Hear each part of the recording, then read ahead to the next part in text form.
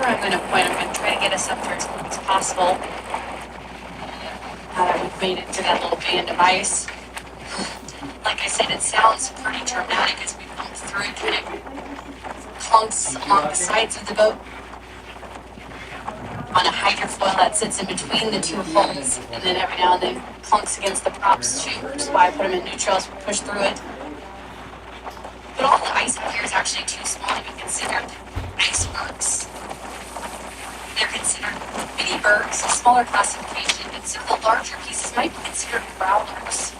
I'm not seeing any true icebergs out here. True icebergs have to be at least 16 feet across. Not much of this qualifies. Maybe some of those bigger pieces over there at the 11 o'clock position. It is all bigger than it appears. These icebergs float with only 10% of the ice above the waterline. 90% of it is down below the waterline. If you've ever heard the expression, that's just the tip of the iceberg, that's where that expression comes from.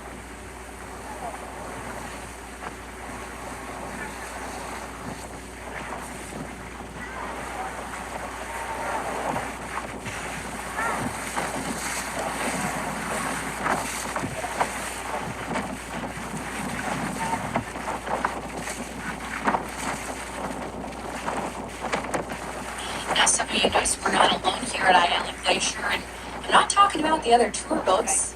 There's some wildlife here. Floating on the iceberg along the far left side of the glacier, there are some harbor seals you can see if you have binoculars.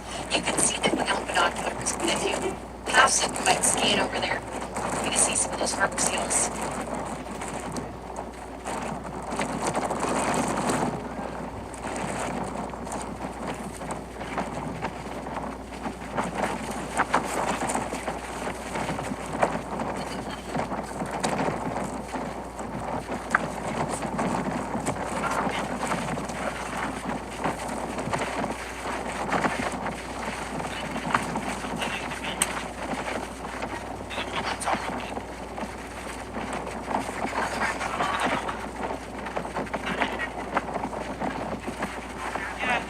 Alright, I'm going to make that turn now. So try to find a spot on the right side of the boat.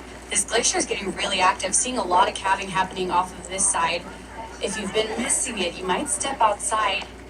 Not only will you see the ice fall from the face, you'll hear it as well. There we go. That's it. Whoa.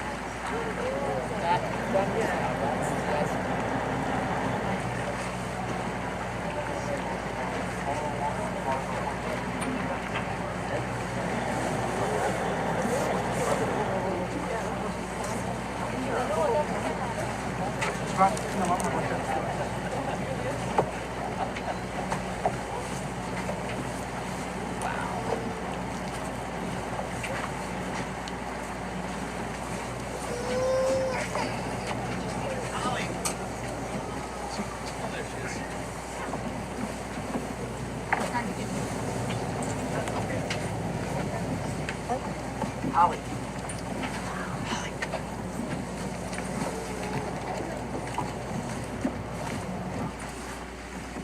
Take your spot.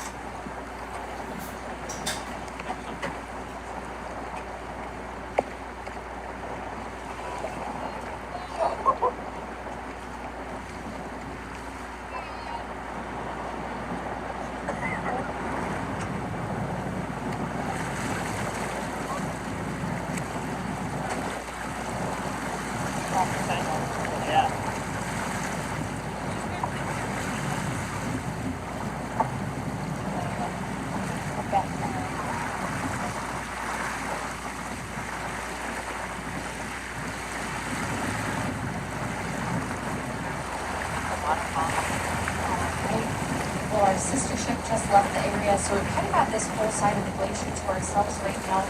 So I'm going to get us a little bit closer than I was able to earlier to have anyone's view. We've been sitting right between the quarter and the half mile line. It'll get us right up to that quarter mile line.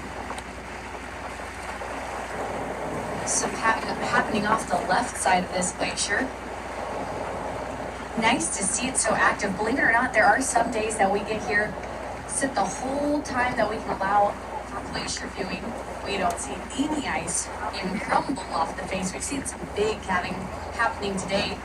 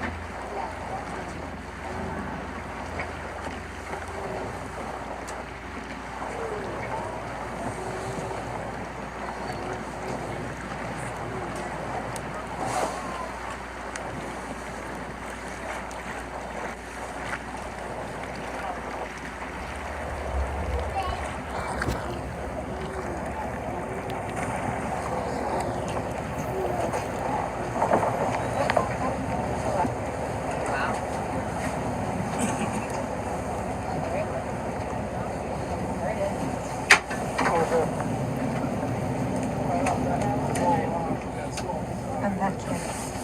You're back here. Little pieces falling off over here.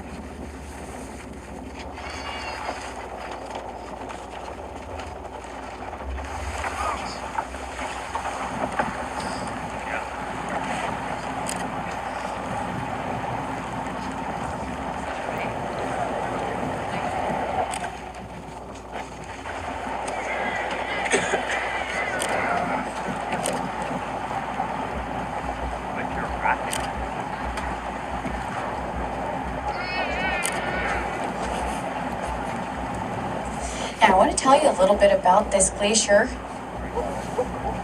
Keep your eyes on it. It's just got to keep letting pieces loose. All along the face of this glacier is calving. And sometimes when we see a really active day like this, or really big calvings, people will get really excited and then they'll look at me and say, is that a good thing or is that a bad thing? And then I understand what they're asking there. It seems like all the time we're hearing about melting glaciers and climate change, and sometimes they'll get worried that what they're really excited to see might not actually be a good thing for the glacier itself. So I want to tell you about the calving that you're seeing today because it's actually a natural part of the life cycle of this glacier. All glaciers calve, whether they're considered healthy or not. And they calve more so because of the movement of the glacier than the melt rate. So remember, this glacier is moving, it's flowing like a frozen river.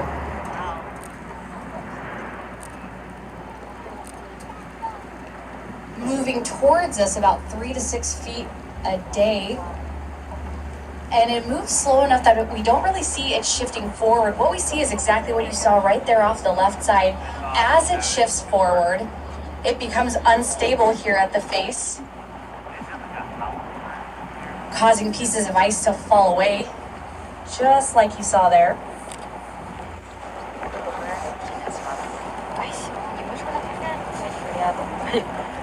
Now, sometimes you'll hear terms like advancing or receding glaciers.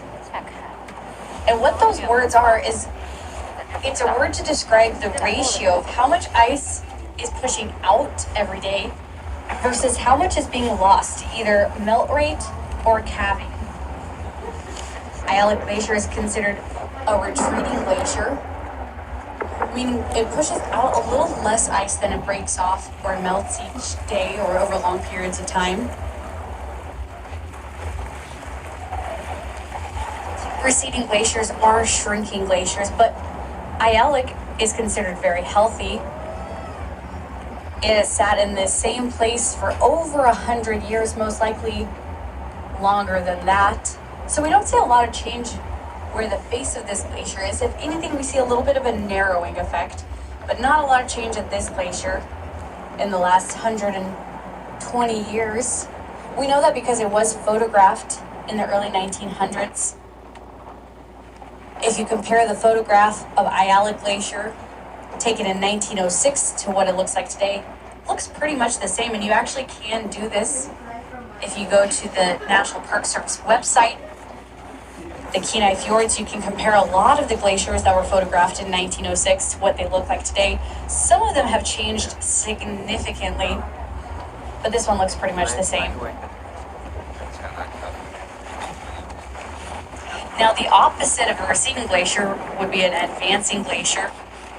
The one we passed earlier in the day, Holgate, is advancing. It pushes out more ice than it loses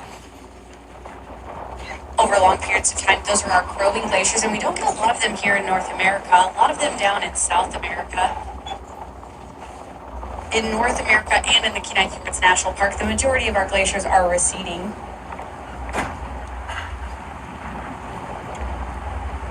I think I'm going to make one more approach, getting as close to the face of this glacier or right back up to that quarter-mile line. Seems like actually the wind's not blowing quite as hard on this side. We're not drifting as quickly as we were on the other side, which is nice. Getting us good close looks.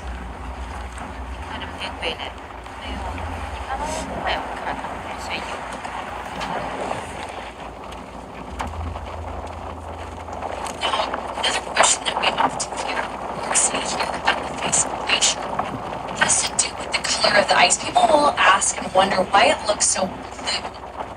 Sometimes I'll hear people saying it's an optical illusion. It's really not an optical illusion. It's just a phenomenon known as Rayleigh scattering. And it's pretty simple when you break it down. It just has to do with how the light is being absorbed and refracted.